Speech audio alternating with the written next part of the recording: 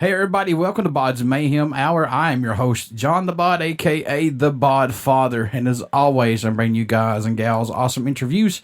And today it is an honor and privilege to have the vocalist of A Thousand Foot Krutch, Mr. Trevor McNevan, on the show. I've been wanting them on here for a while now. They actually have a new live album that is out today entitled Untraveled Roads, and this is their it's actually released independently, so we're going to be talking to him about that. This is their second live, or actually third live album, I think. I think maybe second. Trevor can correct me on that, but this is a follow-up live album from Live at the Masquerade from 2011. 6 years, folks, but they are still kicking butt. So, Trevor, how's it going?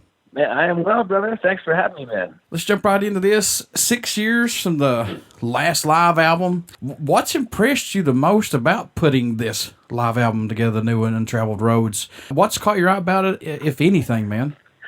You know, we recorded this. We just finished a 46-city U.S. tour, and we recorded every single night of it. And the idea kind of came a couple shows into the tour. We were just having such a blast, man, and we kind of started talking after one of the shows about, man, it's been, I think it was 2010, we did Live at the Masquerade, and it's been a while since we released any sort of live experience, and we had went independent since then, 5-6 years ago, and so we have 3 albums since then, and so we had kind of on the Masquerade live album, we had kind of, basically had a set list that covered the back catalog, but nothing on the last 3 albums, so we wanted to kind of focus on that and just have a blast with that, man. So we shot video and recorded every single show on the tour and then compiled it after. And we really wanted it to be an authentic kind of live experience, No, we didn't want it to be perfect. We wanted it to be real, Yeah. And right. So, yeah, at the end of the day, we were really excited about how it came out, man. I'm glad you guys went that way because there's a lot of bands. I'm not knocking anybody for doing it. I mean, if that's what your niche is, that's fine. But if you just keep it simple and realist, that's all you need. You don't have to go overboard and have like pyrotechnics out the butt or whatever, Just keep it simple. Yeah, for sure, man. Yeah, TFK's never really been a a bells and whistles type of band. We love God, we love music, and we love people, and we try to keep it pretty simple, man. Now, you guys released this album independently. You said the last couple albums have been released independently. Is this something you guys are more comfortable with and just want to keep trying it this way and keep doing it this way? It's been an amazing journey, to be honest. It is, it's a lot more work, but it really felt like, the right thing for this particular band. And, it wouldn't be the right thing for every band, that's for sure. But it's been awesome, man. I mean, the best part of it is just the connectivity with our audience. We get inspired to do something, we can just move on it, whether it's creative ways to release music or giving music away free. There's a bunch of different things that, on a connectivity level, it just kind of, I guess, in a sense, it removes the middleman. We just, we're walking this journey with our audience, and it's been a really cool experience, man. Now, you mentioned during this tour, you guys, it finally just clicked in your head to say, hey, let's do a live, album on this. Was it hard putting that together, though, just like in the middle of this tour, saying, okay, we're going to do this and just start recording this for a live album? You know what? It was, man. It actually was a lot more work than I think most people would think. Because it wasn't pre-planned, and we were already on tour at the time. So we had an awesome, a friend from back home here who does incredible video work. He came out on the bus with us for probably like 6-7 weekends. And then, we rented a Pro Tools rig and recorded every single night. So, it was a lot of, every night was a different set list, and it wasn't like a normal tour that way. So it was fun, man. It definitely kept us on our toes. But, it was a lot of work. Yeah, that leads me into my next question with this. You're focusing on the previous albums, like from 2012, The End Is Where We Begin, and 2014's Auction Hell, and in 2016's Exhale. Putting a set list together for all these albums to be live, how difficult was that for you guys, or was it pretty easy? No, you know what? It was, it's always a bit of a challenge. I think, we've been, it'll be 20 years this year, or just over 20 years we've been together. So we have quite a few records and a lot of songs, and it's sometimes harder than it should be to figure out, what the best set list would be. And we often throw around the idea of just letting people choose, like just kind of saying, ahead of time before the tour, kind of putting that out there to, for everybody to vote on what they would like to hear and let them create the set list, because Yeah, sometimes it is hard, man. I would imagine so. I couldn't imagine how having like 7 to 8 albums out and have to sit there and pick, what are we playing off these albums? Well, it's funny too, because sometimes, the stuff that goes over live better than not is, sometimes it surprises you. It's not always the stuff you assume would. So we like to try lots of different stuff and keep switching it up best we can. Now, do you guys do anything differently during the writing and recording process to help keep your minds open and fresh, to not let your music get stale sometimes? Because I know that happens from time to time with bands, but do you guys do anything differently? As far as the songwriting goes and that sort of thing, I'm kind of always just working on it. I'm always writing for TFK, and I actually spend a lot of time outside of the band writing for other artists and stuff. So we're always in a continual kind of writing process. And as far as the studio goes, we used to kind of do the big recording studio thing, and been blessed to work with a lot of great dudes. But the last, I guess since 2010, since the Welcome to the Masquerade record forward, we actually invested in our own studio gear, each of us. So we each have a studio at our homes, and that's something that we were really passionate about, kind of being able to see the vision through to the end instead of kind of having to pass it off. And that's just something we were into. So ever since then, we've actually made our own records, man. I have a really talented producer friend, Aaron Sprinkle, who produces them with me. And everybody records themselves, and we're not even actually, a lot of times, not even in the same city, because we all live in different cities. But yeah, so it works for us, man. Kind of like the independent thing. How much growth musically have you seen yourself and the band go through up to the release of the live album, putting everything together? Or has it just been more of a personal growth for each of you? I'd say a bit of both, man. A live record always kind of pushes you, it's always a fresh challenge, it pushes your chops a little bit, whether it's singing or playing guitar, drumming or bass, it's always been important to us to be able to authentically recreate what we put on a record too. And so, I would say it's kind of a fun challenge though, man. Everybody always steps up to the plate, and it kind of keeps you on your toes. So it's good, man. So always personal growth, along the same lines. What do you hope the fans take away from this new live album once they start to listen to it, or just Thousand Foot Krutch's music in general? We want to continue sharing just a message of love and hope, man, what we do and with the platform we've been blessed to have. And, that's, to us, man, love changes everything, and it doesn't see colors and doesn't see genres and kind of defies barriers. I'm glad you said that. That is the exact truth. That is exactly the truth right there, my friend. Amen, brother. What can fans expect at a show from the mighty Thousand Foot Krutch who have not got to see you guys yet? It's a high-octane experience, my friend. We definitely put it all out there. Our live, the live element is a big part of who we are as a band. So, if you're into, energy levels, then come and hang with us, man. It's definitely a bit of a firecracker. I know you talked about this just a little bit earlier, about you guys, when you're recording, you send each other MP3s and work on it that way. I know this is the digital era of recording albums plus social media. Do you guys like this that we're in right now? It's in a lot of ways, it's a pretty amazing thing. In some ways it can be limiting, or you can there's a lot about the old school kind of way of doing things that was beautiful, and we really loved. And then there's a lot about this that I could say the same about. I mean, I think sometimes it almost allows too many possibilities. True. And you can overthink things. So I guess, it's kind of keeping yourself balanced on just not overthinking things, because the options are just endless these days, and someone could make a pretty decent record on a laptop. So things have definitely changed, man. And I think it's a good thing. I mean, I think you got to embrace change, whether you like it or not. And I think there's been a lot of positive changes. Support-wise, is there a country or region that stands out more? Surprises you get support from that area or region?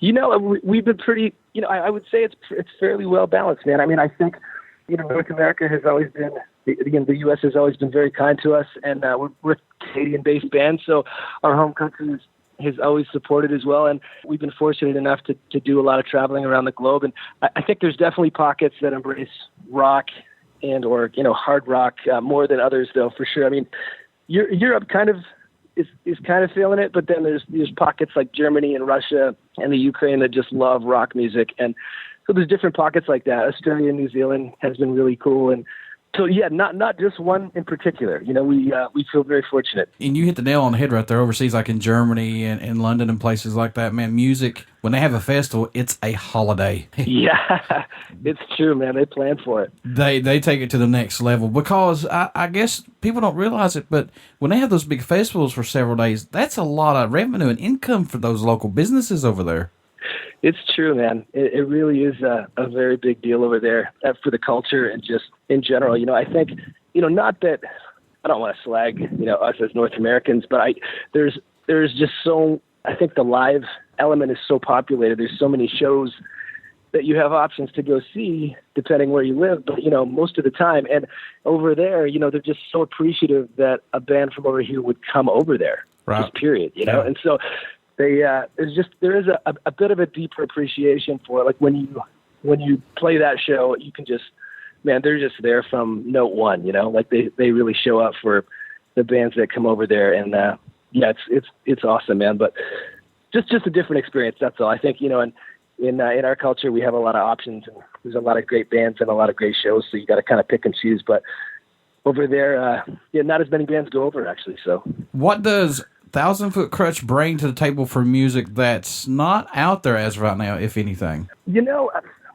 I think I've always been just a believer that a good song's a good song, you know, whether it's country or rock or hip hop or whatever. And I had a producer once that told me that, you know, you can tell a great song on a harmonica. You know, you should be able to tell a great song on something that's stripped down as a harmonica. And I think that's what we're always chasing, man. We're always chasing a great song. And we're not trying to reinvent the wheel. We just love good music, and we love to make music that inspires us, and hopefully it inspires someone else as well. And so, yeah, I can't say there's one thing we bring that no one's ever brought or anything. You know, I don't know if that's a possibility, but we certainly are passionate about it, man. And we love the music that we get a chance to make. Trevor, is there a show or moment that stands out more to you than any being part of TFK that you're like, wow, I can't believe I'm actually part of this right now? You know, there's been quite a few of those over the years, to be honest. But the most powerful stuff to us, man, is connecting with our audience. I mean, hearing the stories, man, just hearing kind of what, you know, I know we're all very aware of just the music's a very powerful thing, you know, and it communicates to us in different ways, and it's a soundtrack to our lives, you know. So getting to hear those stories about tough times and situations that people come through and how music's helped them through that is just, man, just incredibly encouraging and humbling, but also it's just so powerful, you know, and it's exciting to see music, you know, communicating with people the way that it's always communicated with us as music fans, you know. What made you want to become a musician? What was that spark for you? Man, I started really getting into music when I was like 8 years old, and actually the guys in the band did as well, very young, not together, we were in different places, and my parents bought me the Michael Jackson Thriller vinyl. Actually, cool. Was my first record I ever had, and I just remember just getting lost in this album, and I couldn't believe, I was so super young, but music just really spoke to me, man, and to be honest, I never really turned back. It's just always been music. If you could work with any musician that has passed away or is still alive today, or any band that you'd like to get back together that's broken up for a couple of days, who would it be, if anybody? Man, you know, I'm going to go on totally different ends of the spectrum. I would say Rage Against the Machine, the original cast, and then I would say Elvis Presley. Wow. you went 180 there. I'm with you. I really hope to see a Rage Against the Machine tour again, hopefully. Maybe they'll come back together. I know we got Prophets of Rage out there, and that's the closest we're going to get for now. But, yeah, you know, hey, it seems so. Things could happen. You never know. That's exactly right. Wu-Tang's putting out a new record. You never know. Really? Yeah, apparently they are. So wow. Those guys are kind of in that lane for me. It's like, so, you know, there's hope. There's hope for another Rage record. You never know. Yeah, the saga continues. Wu-Tang. Love some Wu-Tang, man. Yeah, Wu-Tang. That's actually what kind of got me into listen to rap. You know, I don't like it a lot, but I could listen to it. You know what I'm saying? That's just not my forte. Yeah. No, I hear you, man, for sure. But I could definitely listen to Wu-Tang and old NWA. I like those guys. I just like that old stuff about them. Yeah. Because that's awesome, man. That makes me think of my childhood. Wow. Yeah, exactly, right? Some classic stuff back then. What's it mean to you, and I'm sure you guys get this a lot, when you receive an email from a fan or prior to the shows or after the shows, they tell you that Thousand Foot Krutch's music has pulled them through a bad experience or gave them inspiration to overcome obstacles, or it's just made them to relax and get away with the everyday bullcrap that we go through. What's that mean to you personally? Man, it means the world to you. It's just, it's the stuff that gets you through those hard days too, traveling and everything else. It's just getting to connect with people on that level is just a very powerful thing. And I know music has done that for me many times in my life as well. So it really is. It means the world to you, man. And we actually, to this point, we, along with the live album, we actually are putting together a thing called TFK Stories. And we reached out when we started recording the live album to our audience saying, send us videos of just you in your space, kind of guerrilla style. Just, we want to give you a voice and just celebrate you and say thank you. And so basically we ended up getting hundreds of these videos sent in of people kind of sharing their stories, about these songs or albums and those times that they've been through in their lives. And so it was a really powerful thing, man. And some of it will be released right away. And then it's kind of going to be an ongoing thing, but it was, really, really special to us to be able to kind of just honor them and, put together the stories, because I think that's what it's all about, man. Well, yeah, I mean, exactly. And you guys have been around for many years. And just to talk to a fan for 5 minutes, you don't know how much that can change their life. I mean, seriously.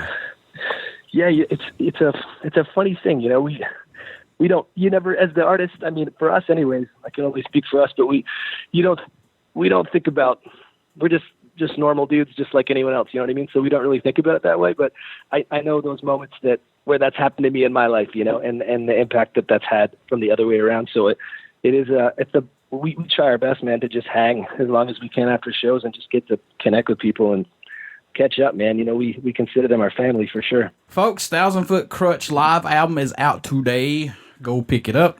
Go pick up their other albums. Yeah. Great music from these guys. They've been at Rock on the Range. Thanks, they've been at Louder Life. So these guys know how to bring it. Trevor, how can folks stay in touch with you guys, buy some merchandise, this new album, tour dates? How can they do that? Go check out thousandfootkrutch.com, Krutch with a K, or we have a free app as well, and just the TFK app in the App Store that kind of can direct you to all of that as well. But yeah, check it out, man. We appreciate it. Thank you so much for the love and support. Before I let you go, good sir, would you care to do a promo for the show? Let's do it. Hey, this is Trevor from Thousand Foot Krutch, hanging out on BODS Mayhem Hour. Everybody stick around. We got some great music coming up, and you only hear these interviews right here on BODS Mayhem Hour and Uber City Radio.